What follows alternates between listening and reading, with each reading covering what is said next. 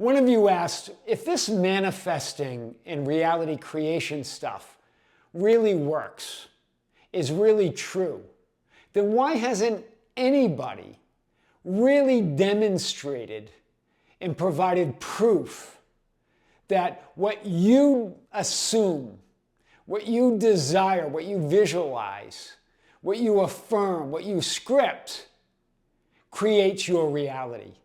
No one can ever provide proof. That's my real big problem with it. Well, here's the thing. There is no proof out there. You are reality. You are the proof. Your identity is reality. Your identity is the proof. Your own awareness of yourself is the only proof there is. It's not out there. That's why. Your identity, your personalized, individualized, localized awareness of yourself is the code. That's the secret. That's the cause. That's the source. That's the power. That's the substance of reality itself. It's changing in every moment into whom you believe, assume, and define yourself to be. You're looking as reality. You're not looking at reality. You're looking as the proof. That's what creates your reality. That's the code. There is no other. It's you. So when we say identity, we're not talking about a self-concept or identity that you have to fix and manipulate. It's just you choosing to be aware of yourself as that which you desire to be in this moment and in every moment. God, the universe, the field, or what they call the Father in Scripture, I am is you. In John 14:9, Jesus answering Philip, who Philip said, just show us the Father once and for all. In other words, show us the field. Give us the proof. Give us the code or the secret. Give us definitive proof that we are the source and creator and power and substance of our reality. What does Jesus say? Remember, you're playing all the parts here. This is your own I am awareness. This is a conversation with yourself. Have I been with you so long and yet you have not known me, Philip? He who has seen me has seen the Father. He who has seen me has seen the field. This means your source.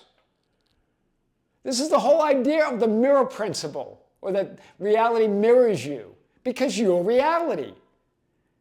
Jesus, your very own self-awareness, that physically focused, individualized, personalized, localized I am awareness that you call you.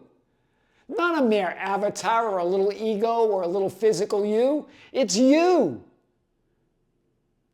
Jesus is answering the question that Philip asked us. Show us the Father or the field or that power or that source. And it is sufficient for us. But Jesus says, I've been with you so long. You've been that your whole time. You are that. If you've seen me, you've seen the Father. You are the field, the code, the proof. Very powerful here in John 14:8 and 14:9. You, I am, that's the code. That creates your reality, who you assume, believe, and define yourself to be here and now and in every moment. Your truth, your life, your way, you're it. That's why in John 14:6, I am the way and the truth and the life. I'm it. I'm the only proof or truth. There's no other truth or proof apart from who you say you are. But you ask, but how? But the question is who? Who are you? You are the way. You are the life. Everything and everyone else is a reflection, a projection, a holographic illusion. In other words, it's not what it seems, of your very own self-belief. What is self-belief? It's self-awareness. You believe what you're aware of. That's all self-belief is. Of yourself, your identity, your self-awareness is the code to everything that you want and desire. No one can be aware for you. No one can create in your reality. No one can tell you what's true of you and your reality but you. We talked about this in a recent video on the Tom Kearin channel, entitled, Be Absolutely Delusional. Reality mirrors you. Be the proof. And then a few of you wrote saying, well, wait a minute. What about people with schizophrenia? What about crazy people? What about people who have been admitted to the hospital? People that have schizophrenia are absolutely delusional. They believe in things that aren't there, and they end up in the mental hospital. Why? This is what one of you asked. But that's your reality. That's your creation. Those are your assumptions.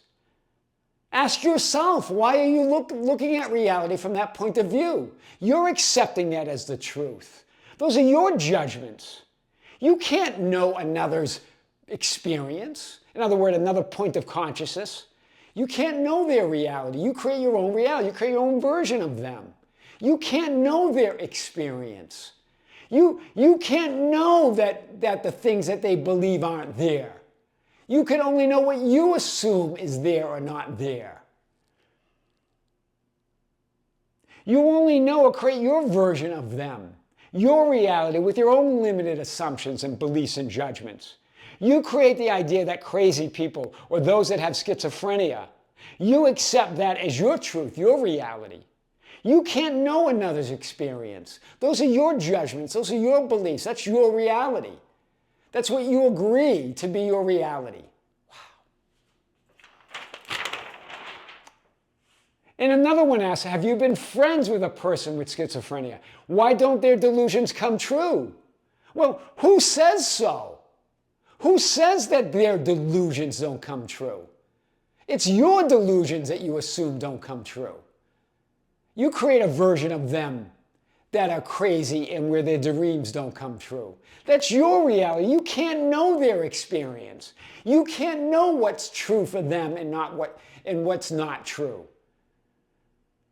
What's true for another. You can only know your reality and experience. You create a reality where people believe in things that are not there and they're crazy.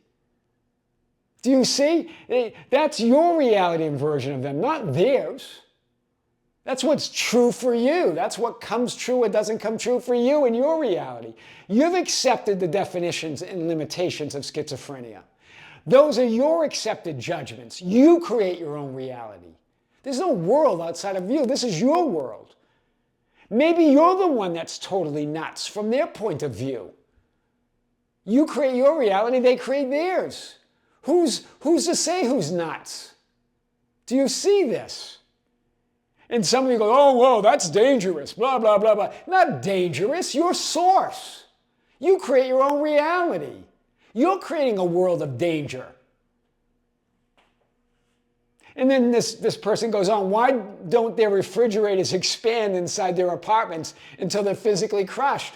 That's your reality. That's your delusion that you believe is not true. Who are you to say that that's not real for them?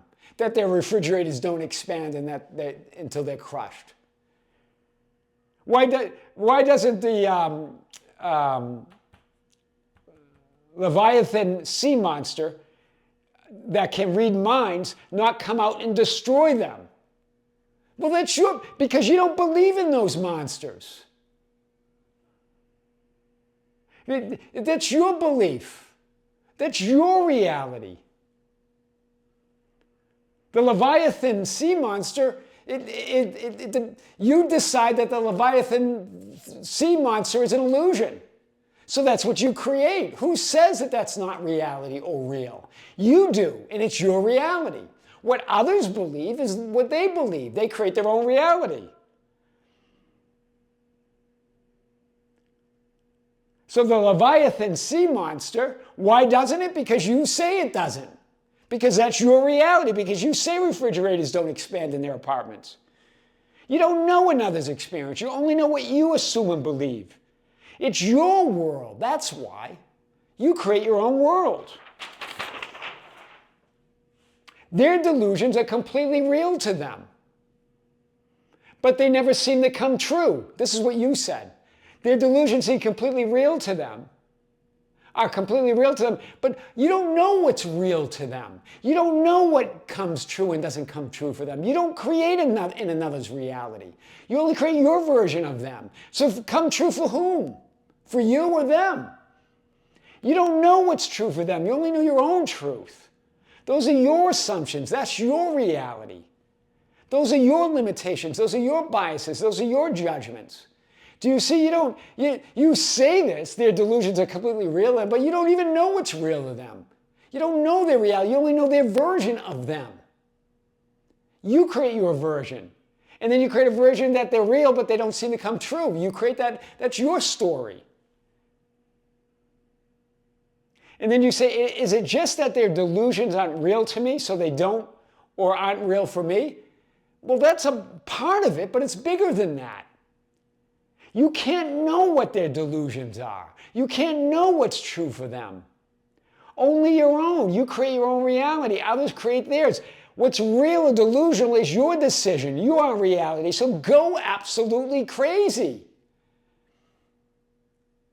From an act of love, from an act of being source, not from lack and fear and danger, in believing that that will hurt somebody or hurt yourself, from the absolute love that you're this infinite, limitless existence that will never cease to be. Your identity is the code that creates your reality. I cracked the code and you did too. Now you know.